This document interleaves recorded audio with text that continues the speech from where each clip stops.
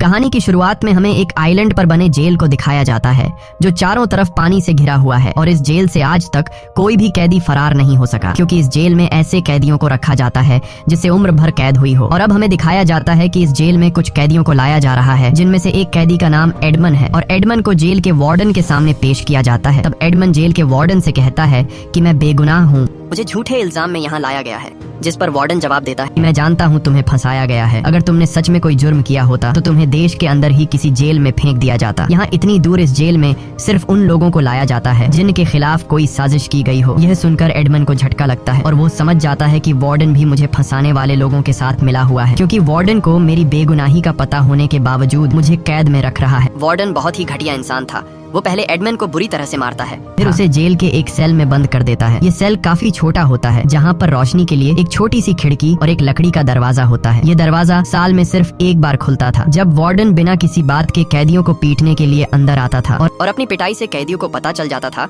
कि उनका एक और साल इस जेल में पूरा हो गया है। इसी तरह दिन गुजरते हैं और फिर महीने। एक छोटे से सेल में अकेला रहकर एडमन बहुत ज्यादा परेशान रहने लगता है। उसे कुछ समझ नहीं आ रहा था कि वह अपनी बाकी की जिंदगी इस छोटे से सेल में कैसे गुजारेगा। इसलिए एक दिन वह अपनी इस नर्क जैसी जिंदगी से तंग आकर अपनी जान लेने का फैसला करता है, लेकिन फिर वो ऐसा करने से रुक जाता है क्योंकि एडमन को अपने गॉड पर यकीन था कि एक दिन उसका गॉड उसे इंसाफ देगा। लेकिन धीरे धीरे जब उसे इस जेल में 12 साल हो गए तो गॉड पर से भी उसका यकीन उठता चला गया। एडमन अब पूरी तरह से टूट चुका था क्योंकि वो एक ऐसे गुनाह की सजा काट रहा था जो उसने कभी किया ही नहीं था और उसे लगने लगा कि अब मैं पूरी जिंदगी यहीं बंद रह जाऊंगा। लेकिन फिर एक दिन अचानक उसके कमरे की जमीन नीचे से उठने लगी। यह देखकर एडमन बहुत ज्यादा घबरा जाता है। उसे लगा जैसे कोई भूत उसके सामने आ गया हो, पर थोड़ी देर बाद उसने देखा कि जमीन के नीचे से एक बूढ़ा इंसान बाहर आ रहा है। यह बूढ़ा आदमी अपनी जवानी में इस जेल में आया था, लेकिन पिछले कई सालों से इसी जेल में रहते हुए उसके बाल सफेद हो गए हैं, मगर अभी तक वह इस जेल से आजाद नहीं हो सका। दरअसल यह बूढ़ा आदमी एडमन के नीचे वाले सेल में रहता है और वो पिछले 5 साल से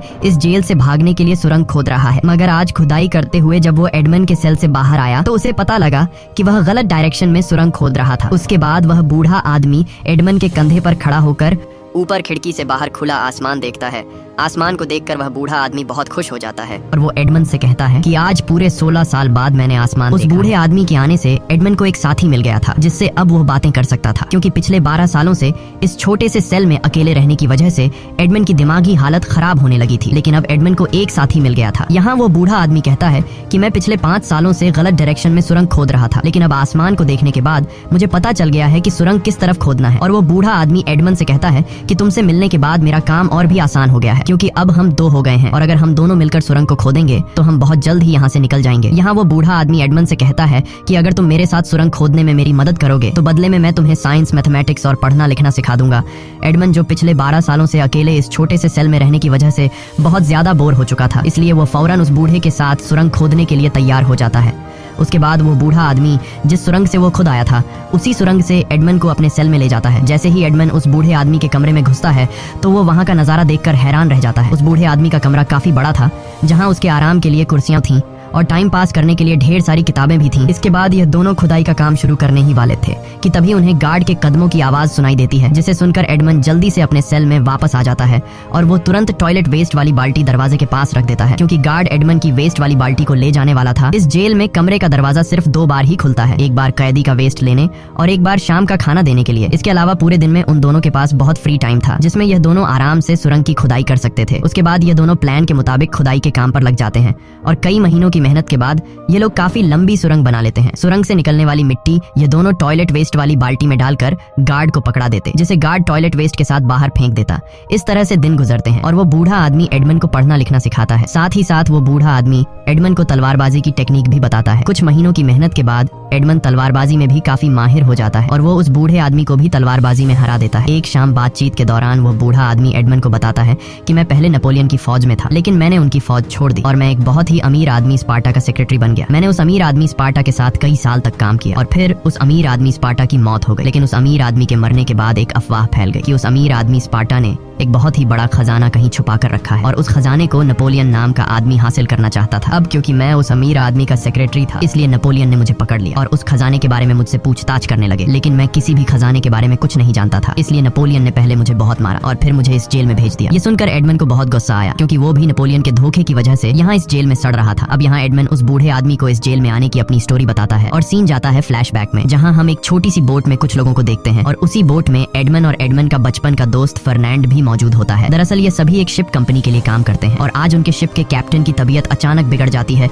इसलिए एडमंड फैसला करता है कि हम एक बोट के जरिए करीबी आइलैंड पर जाकर शिप के कैप्टन का इलाज करेंगे। कुछ देर बाद ये लोग एक आइलैंड पर पहुंच जाते हैं, लेकिन आइलैंड पर कदम रखते ही उन्हें ब्रिटिश सैनिक पकड़ लेते हैं।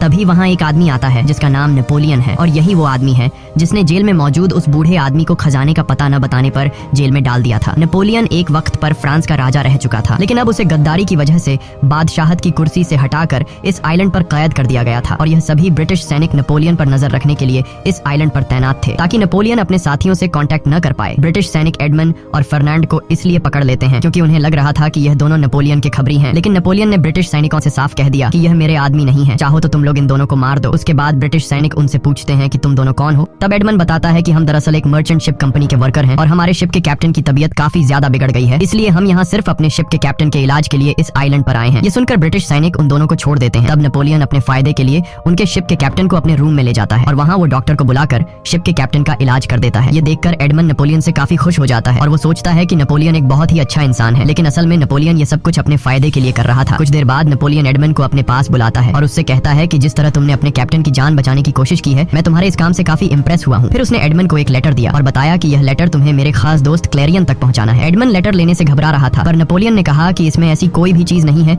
जिससे तुम पर मुसीबत आए। साथ ही नेपोलियन एडमंड से कहता है कि इस लेटर के बारे में तुम किसी को मत बताना। लेकिन जब नेपोलियन एडमंड को लेटर दे रहा था, तब एडमंड का दोस्त फर्नांड चुपके से यह सब देख रहा था। जब एडमंड वापस अपने कमरे में आया तो उसने फर्नांड को लेटर के बारे में कुछ भी नहीं बताया। रात को यह दोनों ढेर सारी बातें करते हैं और एडमंड फर्नांड का हर जगह उसका साथ देने के लिए शुक्रिया अदा करता है। तब फर्नांड एडमंड को शतरंज का एक राजा देकर कहता है, जरूरी नहीं कि मैं हमेशा तुम्हारा साथ दूं। अगली सुबह उन्हें खबर मिली कि उनके कैप्टन की जान नहीं बच पाई। ये सुनकर एडमंड को काफी अफसोस होता है और अब एडमंड और उसका दोस्त दोनों बोर्ड में अपने शिप के कैप्टन की लाश रखकर शहर आते हैं और सीधे उस शिप कंपनी में जाते हैं जहाँ पर यह लोग काम करते थे, जहाँ उनकी टीम का एक सीनियर साथी जिसका नाम रेड है, वो एडमंड की शिकायत करता है और शिप कंपनी के मालिक से कहता है कि एडमंड ने मेरी बात न मानते हुए कैप्टन को एक बोट के जरिए एक आइलैंड पर ले जाने का फैसला किया। तब कंपनी का मालिक एडमंड से पूछता है कि क्या यह सच है, जिस पर एडमंड हाँ में जवाब देता है और कहता है कि मैं कैप्टन को मरते हुए नहीं छोड़ सकता था, इसीलिए मैंने यह कदम उठाया। यह सुनकर कंपनी का मालिक एडमंड से काफी खुश हो जाता है और वो रेड से कहता है कि असल में तुम्हें यह कदम उठाना चाहिए था, क्योंकि तुम जहाज के सीनियर थे, लेकिन तुम जहाज के सीनियर होने के बावजूद भी अपनी जान बचा रहे थे। कंपनी का मालिक एडमंड की ईमानदारी और बहादुरी से खुश होकर एडमंड को जहाज का नया कैप्टन बना देता है, लेकिन वहाँ मौजूद रेड एडमंड के कैप्टन बनने से खुश नहीं था, क्योंकि कैप्टन की मौत के बाद अगला कैप्टन उसे बनना चाहिए था और रेड गुस्से में वहाँ से चला जाता है। जहाज का कैप्टन बनने की खुशी में एडमंड सीधे अपनी गर्लफ्रेंड मर्सिडीज के पास जाता है और उसे अपने कैप्टन बनने की बात बताकर शादी के लिए प्रपोज कर देता है। वहीं पर फर्नांड भी मौजूद होता है। ये तीनों बचपन से दोस्त थे और फर्नांड बचपन से ही मर्सिडीज को चाहता था, लेकिन मर्सिडीज सिर्फ एडमंड को ही चाहती थी और यही बात फर्नांड को मन ही मन जलाई जा रही थी। फर्नांड गुस्से में वहाँ से चला जाता है और सीधे रेड नाम के उस आदमी से मिलता है जो कि अब यह दोनों एडमंड से जलने लगे थे। फर्नांड मर्सिडीज की वजह से और रेड शिप का कैप्टन न बनने की वजह से यहाँ रेड फर्नांड से कहता है कि तुम और एडमंड तो अच्छे दोस्त हो, लेकिन फर्नांड बोलता है नहीं, एडमंड मुझे अपना दोस्त तो समझता है, लेकिन वो मुझसे बातें छुपाता है। यहाँ फर्नांड रेड को उस लेटर के बारे में बता देता है जो एडमंड को नेपोलियन ने दिया था। ये सुनकर रेड और फर्नांड दोनों मिलकर एडमंड को फंसाने का प्लान बना लेते हैं। दूसरी तरफ मर्सिडीज और एडमंड जहाज का कैप्टन बनने की खुशी में एंजॉय कर रहे होते हैं, पर तभी कुछ पुलिस वहाँ आते हैं और एडमंड को पकड़कर मैजिस्ट्रेट विल्फर्ड के पास ले जाते हैं। मैजिस्ट्रेट को पहले से ही पता था कि एडमंड के पास एक लेटर है जो उसे नेपोलियन ने दिया है। मैजिस्ट्रेट ने एडमंड से वही लेटर मांगा। एडमंड ने बिना कुछ छुपाए सब कुछ सच सच बता दिया और वह लेटर भी उसे दे दिया। जब मैजिस्ट्रेट विल्फर्ड ने एडमंड के सामने उस लेटर को पढ़ा तो उसमें नेपोलियन ने अपने एक साथी को ब्रिटिश सैनिकों की सीक्रेट जानकारी दी थी। अगर यह लेटर क्लैरियन नाम के आदमी को मिल जाता तो ब्रिटिश सैनिकों को बहुत बड़ा नुकसान उठाना पड़ता। यह सुनकर एडमंड चौंक गया और उसने कसम खाकर कहा कि मुझे इस बारे में कुछ भी नहीं पता, क्योंकि मुझे पढ़ना लिखना नहीं आता है और नेपोलियन ने मुझसे कहा था कि इस लेटर से तुम्हें कोई खतरा नहीं है। विल्फर्ड को एडमंड की बातों में सच्चाई नजर आती है, इसीलिए वो एडमंड को वापस घर जाने के लिए कह देता है। अब एडमंड जैसे ही दरवाजे तक पहुंचकर बाहर निकलने वाला होता है, तभी विल्फर्ड एडमंड से पूछता है कि नेपोलियन ने तुम्हें यह लेटर किस नाम के आदमी को देने को कहा था, जिस पर एडमंड बताता है कि नेपोलियन ने मुझसे कहा था कि यह लेटर क्लैरियन नाम का आदमी तुमसे लेने आएगा। ये नाम सुनते ही मैजिस्ट्रेट विल्फर्ड विल्फ्रेड चौंक जाता है और तुरंत उस लेटर को जला देता है। दरअसल क्लेरियन मजिस्ट्रेट विल्फ्रेड का पिता था जो नेपोलियन को सपोर्ट करता था। अगर गवर्नमेंट को पता चल जाता कि मजिस्ट्रेट का पिता नेपोलियन का साथी है तो मैजिस्ट्रेट की नौकरी चली जाती। इसके बाद वो एडमंड से पूछता है कि क्या तुमने इस लेटर के बारे में किसी को बताया है, जिस पर एडमंड जवाब देता है कि नहीं, मैंने इस बारे में किसी को कुछ नहीं बताया। ये सुनकर मैजिस्ट्रेट को सुकून मिलता है और फिर मैजिस्ट्रेट विल्फ्रेड एडमंड से कहता है कि मेरी वजह से तुम्हें परेशानी हुई, इसीलिए मैजिस्ट्रेट अपने गार्ड से कहता है कि एडमंड को मेरी बगी से उसके घर तक छोड़ आओ। लेकिन जैसे ही एडमंड बगी में बैठता है अचानक बगी का दरवाजा बाहर से बंद कर दिया जाता है। ये देखकर एडमंड समझ जाता है कि उसे गिरफ्तार कर लिया गया है। वो किसी तरह वहाँ से भागकर सीधे अपने दोस्त फर्नांड के पास पहुँचता है और उसे नेपोलियन के लेटर की पूरी बात बता देता है, जिस पर फर्नांड जवाब देता है कि मुझे यह बात पहले से पता थी। नेपोलियन जब तुम्हें लेटर दे रहा था तब चुपके से मैंने तुम दोनों को देख लिया था और रात को जब तुम सो गए थे तब मैंने तुम्हारी पॉकेट से वो लेटर निकाल कर पढ़ लिया था। यहाँ फर्नांड एडमंड को यह भी बता देता है कि मैजिस्ट्रेट विल्फ्रेड को तुम्हारी कंप्लेंट मैंने ही की थी। ये सुनकर एडमंड पूरी तरह से टूट जाता है क्योंकि वो फर्नांड को अपना जिगरी दोस्त मानता था, लेकिन फर्नांड ने उसे धोखा दिया। अब एडमंड यहाँ से भागना चाहता था क्योंकि उसे पता चल चुका था कि पुलिस यहाँ जल्दी पहुँचने वाली है, लेकिन उसी समय फर्नांड उसे तलवार की नोक पर रोक लेता है। एडमंड भागने की कोशिश करता है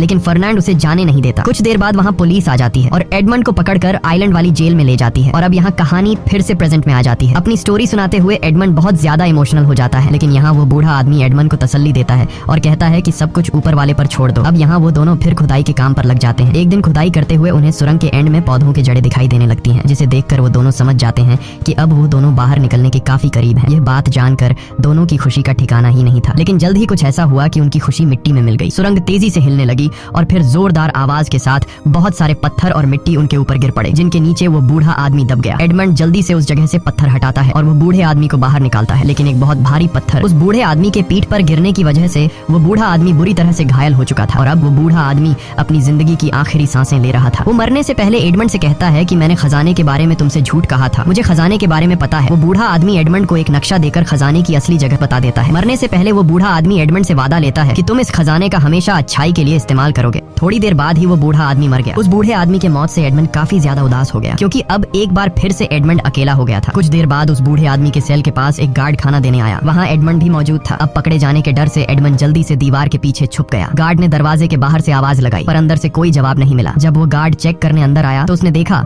कि वो बूढ़ा आदमी मर चुका है। ये देखकर वो अपने सीनियर को बुलाने के लिए चला गया। अब यहाँ एडमंड को वापस अपने सेल में जाने का मौका मिल गया और वो जल्दी से अपने सेल में चला गया। कुछ देर बाद गार्ड अपने कुछ साथियों के साथ वापस आया और उसने वो बूढ़े आदमी की बॉडी को एक बैग में डाला। इसके बाद गार्ड्स वार्डन को बुलाने चले गए। जैसे ही गार्ड्स वहाँ से गए एडमंड चुपचाप कमरे में घुसा और वो बूढ़े आदमी की लाश को देखने लगा। लाश को देखते हुए एडमंड के दिमाग में एक आइडिया आया। उसने सोचा कि इस जेल से तो वैसे भी नहीं निकला जा सकता, तो क्यों ना यहाँ से भागने की कोशिश की जाए। इसके बाद एडमंड जल्दी से वो बूढ़े आदमी की लाश को बैग से निकालकर खुद को उसकी जगह बंद कर देता है। कुछ देर बाद वार्डन अपने आदमियों के साथ लाश को वहाँ से ले जाने आया। दरअसल यहाँ मरने वाले कैदी की बॉडी को समंदर के पानी में फेंक दिया जाता है। इस दौरान एक गार्ड खाना लेकर एडमंड के सेल में गया, लेकिन जब बार बार दरवाजा खटखटाने के बावजूद भी एडमंड ने जवाब नहीं दिया तो गार्ड गुस्से में एडमंड के सेल के अंदर चला गया, लेकिन वहाँ उसे एडमंड नहीं बल्कि वो बूढ़े आदमी की लाश मिली। जिसके बाद वो गार्ड दौड़ता हुआ वार्डन को बुलाने के लिए गया और दूर से वार्डन को चिल्लाने लगा। उस रात तेज तूफानी हवाएं चल रही थी, जिस वजह से कुछ भी सुनना बहुत मुश्किल था। वार्डन गार्ड की बातों को सुनने की कोशिश कर रहा था, लेकिन उसे कुछ भी सुनाई नहीं दे रहा था। अब यहाँ एडमंड की बॉडी को जिन गार्ड्स ने उठाया था वो 3 की गिनती के साथ एडमंड को समुद्र के पानी में फेंकने वाले थे, लेकिन जैसे ही गार्ड 3 कहने वाला होता है तभी एडमंड पास खड़े वार्डन को बेल्ट से पकड़कर अपने साथ नीचे पानी में गिरा देता है। पानी से निकलने के बाद जब एडमंड ने पीछे मुड़कर देखा तो वहाँ वार्डन मौजूद था और वो जो जुल्म पिछले 12 सालों से वार्डन ने एडमंड पर किया था उसका बदला लेने का टाइम आ गया था। यहाँ एडमंड वार्डन को पानी में डुबो कर बड़ी बेरहमी से मार डालता है। इसके बाद वो बिना पीछे देखे समुद्र में दूर तक तैरता रहा। अगली सुबह जब एडमंड की आंख खुली तो वो एक आइलैंड पर था। पिछले 12 साल बाद